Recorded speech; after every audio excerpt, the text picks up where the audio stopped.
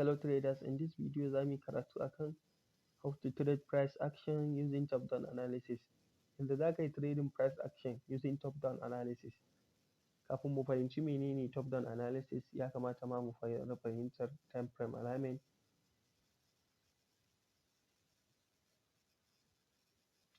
Idan za ka yi top down analysis ya kamata ka san yadda ake time frame alignment. Shi kuma time frame alignment ba wai randomly ake yin sa daga wannan time frame ɗin a juya zuwa wannan time frame ba. Akwai specific rule da ake amfani da shi. Idan za ka yi analysis da weekly time frame, to entry ɗinka za ka yi ne da 4-hour time frame. Entry ɗinka za ka yi shi ne da 4-hour time frame.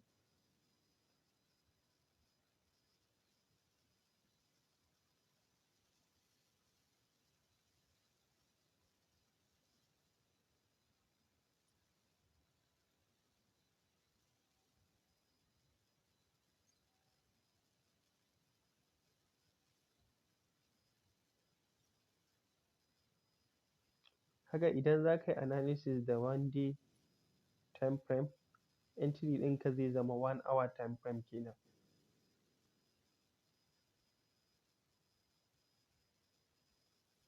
Daily time frame, za ka yi analysis da daily time frame, to entry ɗinka za ka duba 1-hour time frame ne.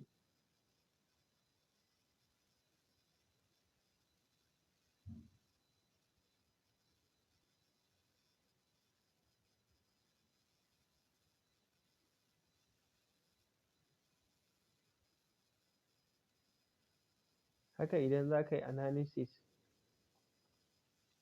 a 4-hour time frame, entry ɗinka zai zama 15-minute time frame ne.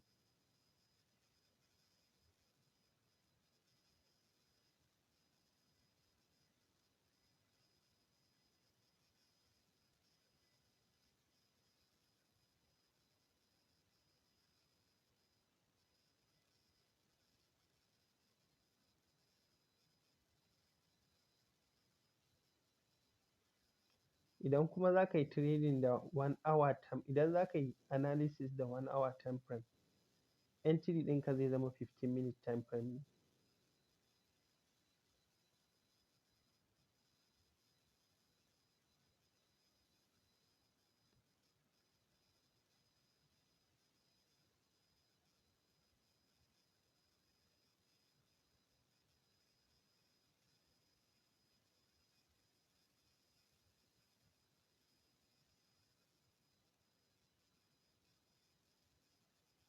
Haka idan za ka yi analysis da 15-minute time frame, entry ɗinka zai zama 1-minute time frame ne.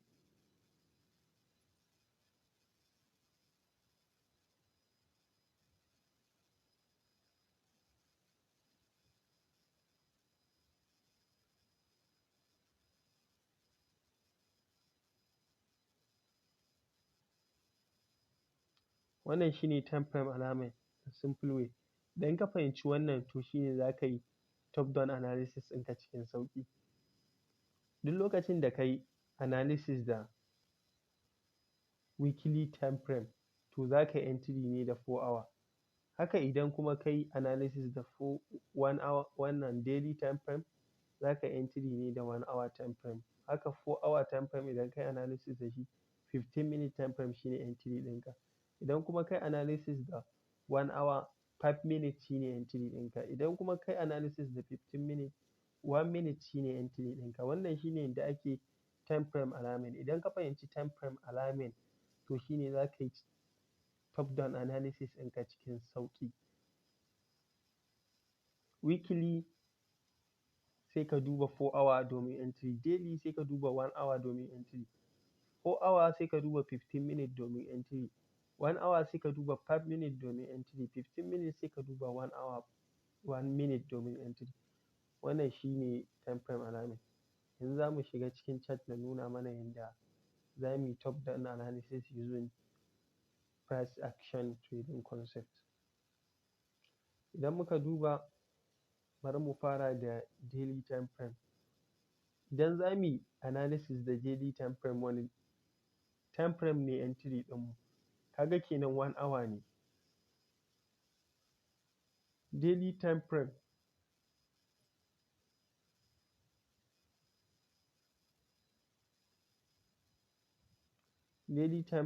entry ɗinka equal to 1 hour. In dai za ka yi entry to da 1 hour za ka yi. In dai ka yi analysis da daily time frame, 1 hour shi ne entry ɗinka.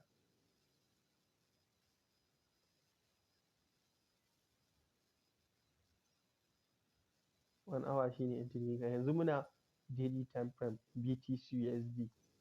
To, domin mu gano BTC USD, me zai faru da BTC USD using price action, kuma za mu yi using top down analysis.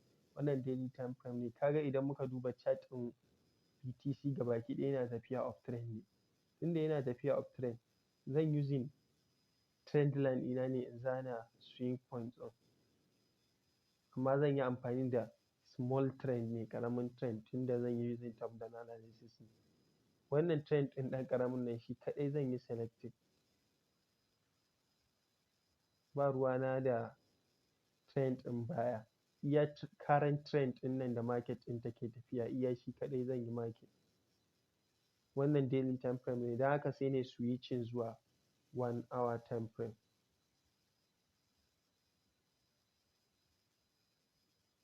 Yanzu mun dawo 1 hour time frame. Da muna daily, yanzu mun dawo 1 hour. Kaga kenan in dai za mu yi top down analysis in dai za mu yi analysis da daily, za mu nemi 1 hour ne a matsayin entry ɗinmu. Wannan shi ne 1 hour. Idan muka duba nan wajen, wannan trend line ne, market ɗin tana tafiya uptrend shi ma a 1 hour time frame. Abin da yake 1 day time frame shi ne a 1 hour time frame. Nan a 1 day time frame market ɗin tana tafiya uptrend. A 1 hour ma idan na duba zan ga market ɗin tana tafiya uptrend. Idan muka dawo ƙaramin time frame, me za mu duba? Entry kawai za mu duba. In daga 1 day time frame, daga daily time frame na dawo 1 hour time frame, me zan duba?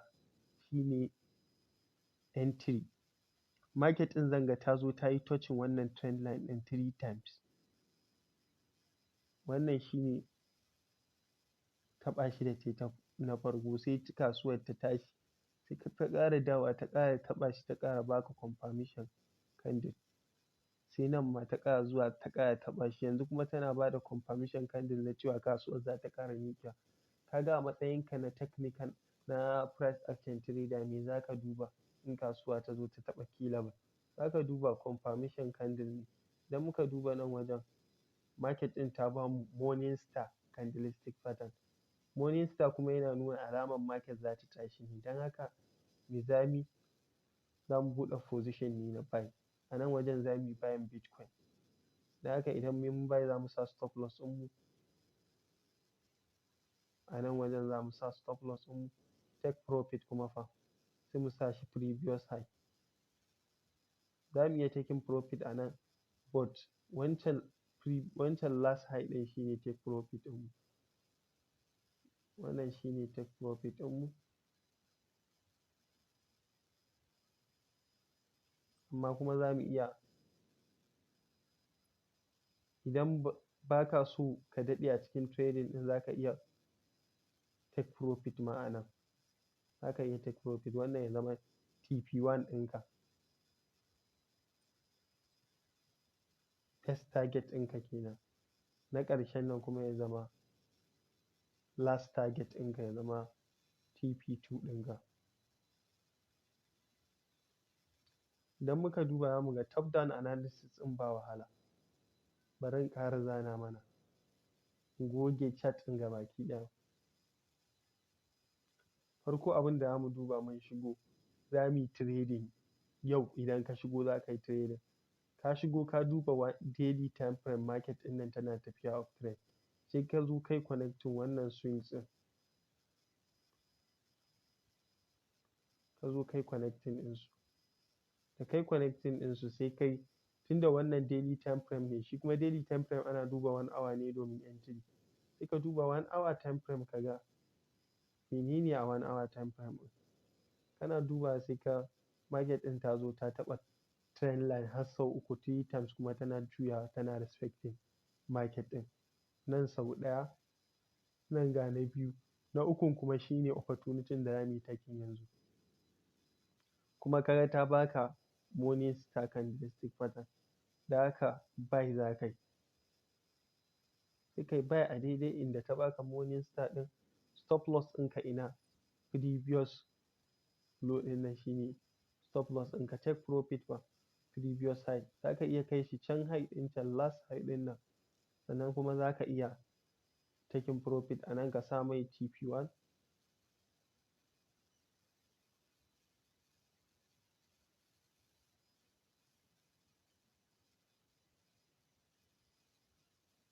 Wannan TP1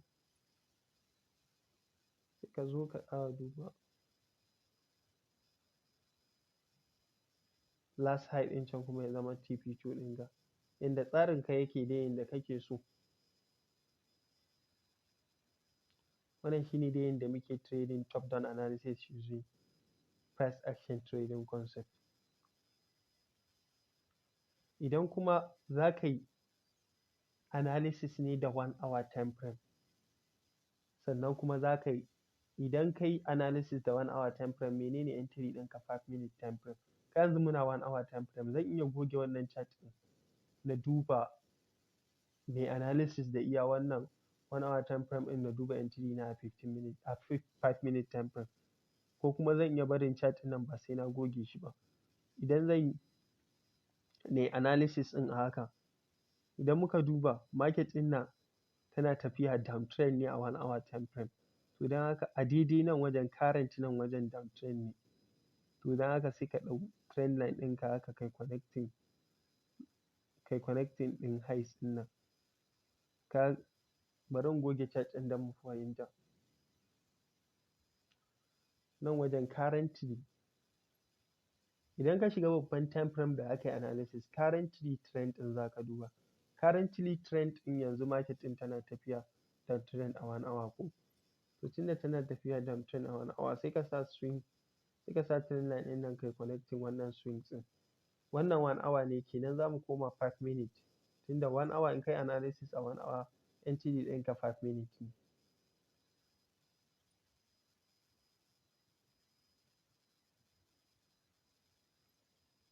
Wannan 5 minute time frame ne.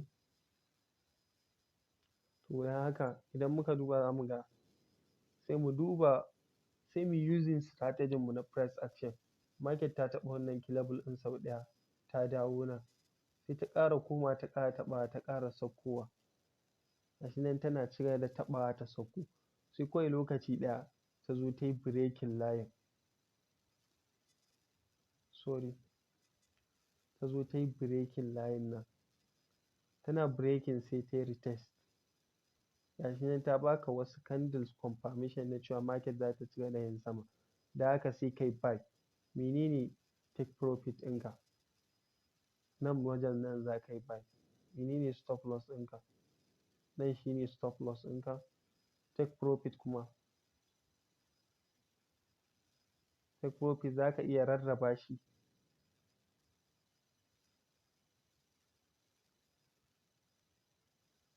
Nan wajen ya zama TP1 ɗinka.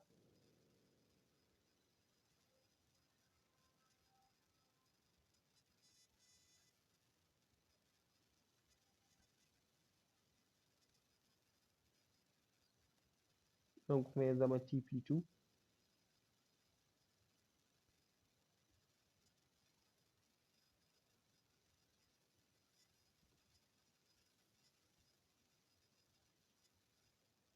Nan kuma sai ya zama TP3, last hope kenan.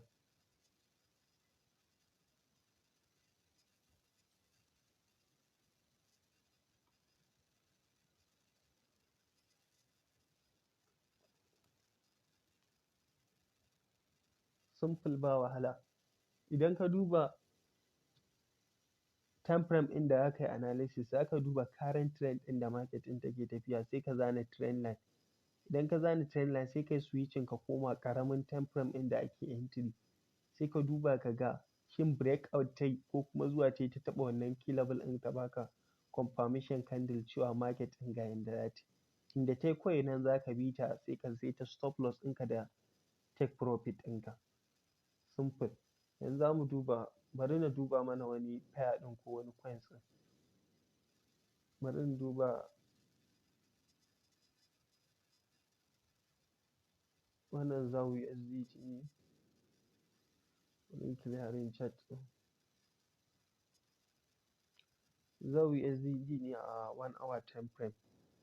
Idan muka duba market ɗin nan a 1 hour time frame tana tafiya downtrend ne haka. To don haka zan zana currently trend ɗin na ce daman za mu ringa duba. Currently trend ɗinmu muna tafiya downtrend ne. Muyi connecting switch ɗin nan tunda 1 hour ne za mu koma 5 minutes domin duba entry. Da muka duba 5 minutes ɗinmu za mu ga market me ta yi. Nan wajen ta zo ta yi touching trend line ɗin nan ta koma. Next ma ta ƙara touching ɗin shi ta ƙara komawa, nan ma ta ƙara komawa a matsayin dai shi ne key level na kasuwa da market take zuwa ta taɓa ta juya. To sai kuma ta zo nan wajen maimakon ta cigaba da respecting ta dawo ta juya haka sai ta ƙi respecting sai ta yi breakout. To yanzu da ta yi breakout yanzu retest take yi. Da tana retest yanzu tana so ta baka wani confirmation candle. Idan har ta baka confirmation candle yanzu candle ɗin bai yi close ba. Ta yi closing ta baka candle confirmation kasuwar za ta cigaba da tafiya high. To za ka buɗe position ne kawai. Kai targeting ina previous high ɗinka can sama. Za ka bi kasuwar ka ringa taking profit in kana so. In kana so ne ba dole ba ne. Ya danganta da trading plan ɗinka. Wasu traders ɗin suna ɗan break even suna ɗan fita da ɗan profit kafin kasuwar ta je can last hope ɗinsu. Wasu kuma idan suka sa stop loss suka sa take profit kawai za su jira market ɗin har sai ta je last hope ɗinsu can previous high ɗin. Ya danganta da irin plan ɗinka. Stop loss ɗinka ya zama nan wajen wani. Saboda idan market ɗin ba ta yi respecting ba ta dawo tana dawowa nan kaga ta canja direction ta yi change of character. Wannan for ZAU USDT kenan. Haka za ka dinga bibiyan duk coins ɗin da kake trading a crypto ko kuma pair a forex. Haka za ka shiga ka ringa yin analysis ɗin simple ne duk iri ɗaya ne ba bambanci. Haka ake top down analysis. Idan ka shiga chart ɗin ka fahimci time frame alignment. Wane time frame zan duba sannan na yi switching wani time frame kamar yadda na nuna mana tun a farko. Idan za ka yi analysis da weekly to za ka yi entry ne da 4 hour time frame. Haka idan za ka yi analysis da 4 hour za ka yi entry ne a 15 minute time frame. Idan za ka yi analysis da 1 hour za ka yi entry ne a 5 minutes. Haka idan za ka yi analysis a daily time frame za ka yi entry ne a 1 hour. In za ka yi analysis da 15 minute time frame za ka yi entry ne a 1 minute. Simple ba wahala. Idan ka shiga time frame ɗin da aka yi analysis kawai za ka duba current trend ne ina market ɗin take tafiya. Kamar nan tana tafiya downtrend ɗin nan.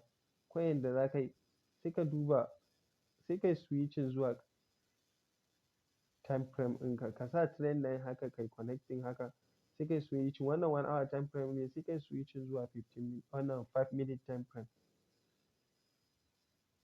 Kana zuwa 5 minute time frame sai ka duba ka ga key level take respecting ko breakout ta yi.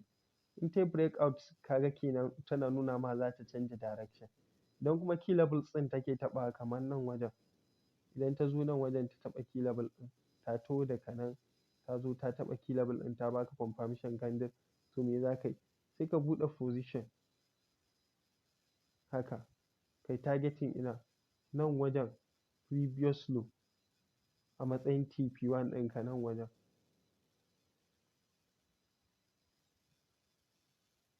Last ɗin nan kuma na ƙarshen nan shi kuma sai ya zama ma last hope TP kenan TP2. Simple ba wahala.